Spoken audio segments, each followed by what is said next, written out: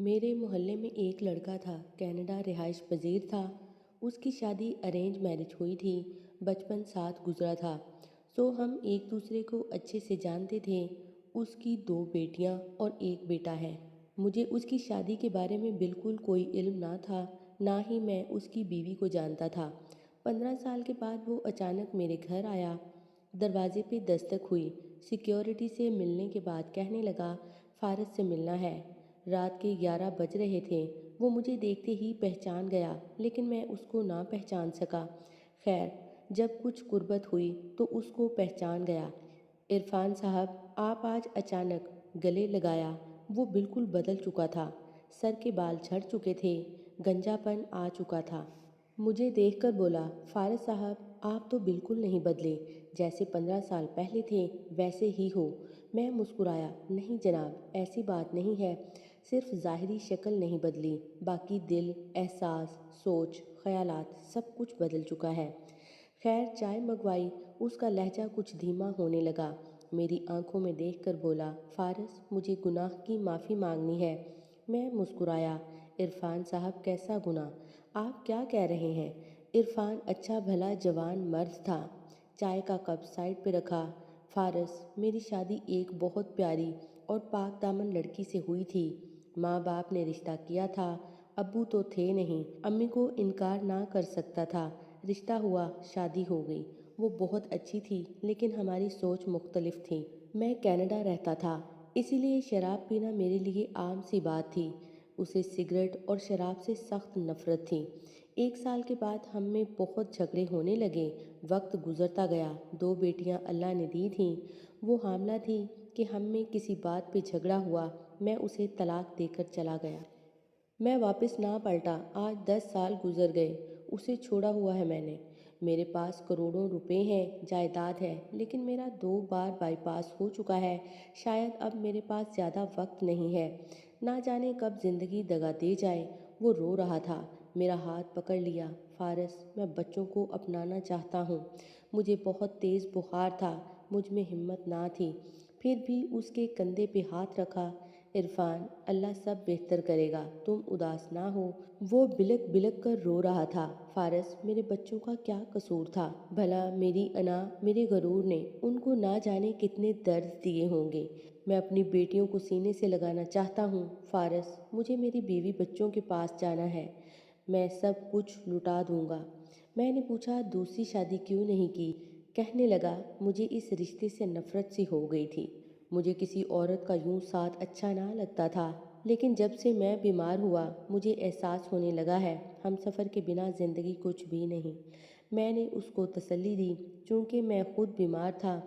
اسے گھر جانے کا کہا، اسے یقین دلایا، کل اس کی بیوی کے پاس ضرور جائیں گے۔ فجر کی نماز ادا کر کے میں فارغ ہوا، بارش ہو رہی تھی۔ وہ بھیگا ہوا میرے دروازے پہ آ کھڑا ہوا۔ اس کی آنکھیں سرخ تھیں، سوج چکی تھیں، یوں لگ رہا تھا وہ رات بھر سویا نہیں۔ مسکراتے ہوئے آیا، فارس، اب چلیں؟ میں نے مسکراتے ہوئے اس کو بیٹھ جانے کا کہا، ناشتہ منگوایا۔ دونوں نے ناشتہ کیا، مجھے کچھ کام تھا، وہ ختم کیا۔ 9 بج رہے تھے۔ وہ میری طرف دیکھ رہا تھا، کبھی موبائل دیکھتا، کبھی گھڑی کی جانب۔ میں اس کی بے چینی سمجھ رہا تھا۔ وہ اپنی کار لے کر آیا تھا، اس کے ساتھ ہی چل دیا۔ وہ بتانے لگا، میری بڑی بیٹی کا نام شانزے ہے، مجھے یاد ہے اس کی پیاری سی آنکھیں، اسے میں نے گود میں اٹھایا تھا۔ میری چھوٹی بیٹی آرزو، ننھی سی کلی، ان کا رونا ہنسنا میرے کانوں میں ہے۔ اس کی آواز کانپ رہی تھی، آنسو بہہ رہے تھے۔ میرے سامنے بار بار ہاتھ جوڑ رہا تھا، فارس، مجھے میرے بچوں سے ملوا دینا، میں اپنی بیوی کو منا لوں گا۔ میں سوچ میں گم تھا، ہائے، غصے میں کیے فیصلے جدا تو کر دیتے ہیں، لیکن وقت کے ساتھ پچھتاوا بھی ضرور رہتا ہے۔ دل میں ایک ٹیس ضرور اٹھتی ہے، کاش جدا نہ ہوئے ہوتے۔ تھوڑا سا جھک جانا کیا ہی خوبصورت عمل ہے۔ ہم ایک گاؤں میں پہنچے۔ اس نے اپنے سسرال کے گھر کے سامنے گاڑی روکی۔ 10 سال بعد وہ وہاں لوٹا تھا۔ فارس، یہ ہے میری بیوی سجل کا گھر۔ دروازے پہ دستک دی۔ کچھ لمحے بعد ایک چھوٹا لڑکا باہر آیا، ہم کو دیکھ کر خاموش کھڑا رہا۔ میں نے نام پوچھا، پھر پوچھا، اپنے پاپا کو بھیجو۔ وہ آہستہ سے بولا، پاپا نہیں ہے، ماما ہے۔ دوڑتا ہوا گھر میں گیا۔ اتنے میں ایک عورت باہر آئی، وہ عرفان کو دیکھتے ہی پہچان گئی تھی۔ تم یہاں؟ وہ عورت عرفان کی بیوی سجل کی بھابھی تھی۔ عرفان رونے لگا۔ بھابھی؟ سجل کہاں ہے؟ بھابھی غصہ کرنے لگیں۔ میں نے سمجھایا پلیز غصہ نہ کریں۔ خیر مختصر یہ کہ بھائی بھی آ گئے سجل کے۔ معلوم ہوا ماں باپ مر چکے ہیں۔ سجل کا بوجھ ہم اٹھا نہیں سکتے تھے۔ وہ دوسرے محلے میں کرائے کے گھر میں اکیلی رہتی ہے بچوں کے ساتھ۔ ہم وہاں چل دیے۔ وہ کچا سا مکان، لکڑی کا دروازہ۔ گھر تو برائے نام تھا۔ دستک کیا دیتے، اندر داخل ہوئے۔ گوری چٹی سی بالکل ایک گڑیا پرانے سے کپڑے پہنے نلکے کے پاس بیٹھی برتن دھو رہی تھی۔ دوسری لڑکی ننگے پاؤں جھاڑو دے رہی تھی۔ عرفان دیکھتے ہی اپنی بیٹیوں کو پہچان گیا۔ آنکھوں میں آنسو تھے۔ زمین پہ بیٹھ کر رونے لگا۔ وہ اتنی زور سے رو رہا تھا، محلے کے لوگ جمع ہو گئے۔ اپنی بیٹیوں کو اس حالت میں دیکھ کر وہ تڑپ اٹھا تھا۔ میری شانزیں، میری آرزو سینے سے لگا کر اتنا رویا، ہر آنکھ اشک بار ہو گئی۔ وہ بچیاں نہیں جانتی تھیں ان کا بابا ہے۔ وہ ڈر گئی تھیں۔ پیار سے پوچھا ماما کہاں ہے؟